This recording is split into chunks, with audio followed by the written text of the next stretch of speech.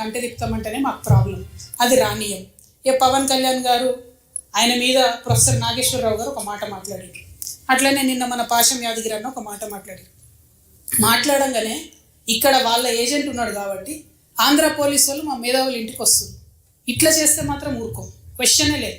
మాకు అన్ని రైట్స్ ఉన్నాయి, మేము అనుకున్నది మేము ఖచ్చితంగా చెప్తాం. రాజకీయంగా దమ్ముంటే దాన్ని ఎదుర్కోండి. మీ కాడ రాజధాని కట్టుకున్నాడు రాదు శాత కాదు, కానీ ఇడికొచ్చాక తెలంగాణ నవనిర్మాణం చేస్తాడు. మా పని మేము చేసుకుంటాం, మా నిర్మాణం మేము చేసుకుంటాం, మా కథలు మేము పడతాం. రాష్ట్రం విడిపోయింది, ప్రజలు విడిపోలే.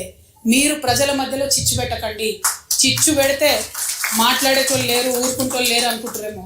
ఇగో ఈ జెండా రాకముందు లెక్క వేరే, ఇప్పుడు లెక్క వేరే. టీఆర్ఎస్ 2.0 ఇక్కడ, టీఆర్ఎస్ 2.0 ఇక్కడ పెట్టుకుంటే మాత్రం మంచిగా ఉండదు.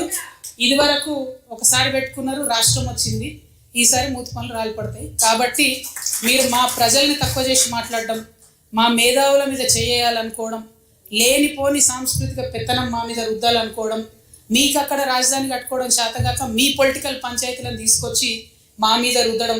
ముందు మీ రాజధాని కట్టుకోండి. మా జిహెచ్ఎంసీ ఎన్నికలలో పోటీ చేసే విషయం మీరు మళ్ళీ ఆలోచించారు. మా జిహెచ్ఎంసీలో ఇక్కడ సెటిల్ అయ్యి ఇక్కడ ఉన్నటువంటి ఆంధ్ర బిడ్డలు మా వాళ్ళు.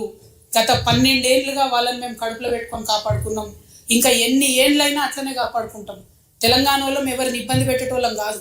చుట్టపు సూపుగా వచ్చినా ఇంటికి వచ్చినా వాళ్ళని ఉన్నాం, వాళ్ళు మన దగ్గరే ఉన్నారు, మన దగ్గరే సెటిల్ అయిన, వాళ్ళతో ఇబ్బంది లేదు. రాజకీయంగా పెత్తనం చేస్తాం, సెక్రటేరియట్లో ఏలు పెడతాం, మీ విధానాలలో ఏలు పెడతాం, మీ నీళ్లు దోసుకుంటామంటే మాత్రం ఊరుకునేది ఉండదు. ఖచ్చితంగా చెప్తా ఉన్నాం. ఇవాళ మా ఉద్యమ ఆకాంక్షలో పరిరక్షణలో భాగంగా మొట్టమొదటిది మా అస్తిత్వాన్ని పరిరక్షించుకోవడం. ఆ అస్తిత్వాన్ని పరిరక్షించుకోవడంలో మీరు ఆంధ్ర వాళ్ళైనా సరే, ఇక్కడ ఆంధ్ర ఏజెంట్గా ఉన్న తెలంగాణ ముఖ్యమంత్రి అయినా సరే,